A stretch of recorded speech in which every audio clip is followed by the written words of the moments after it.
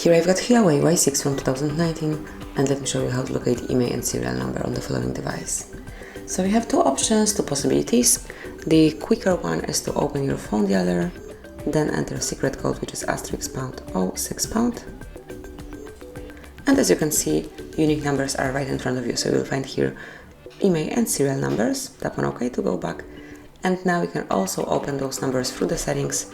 Just open the settings at first, then find and select System, go to the About Phone, and then scroll down a bit. Right here you've got IMEI numbers, both of them, and then if you click on Status, you will be able to check serial number also. And that will be all, this is it. Thank you for watching. Please subscribe our channel and leave the thumbs up.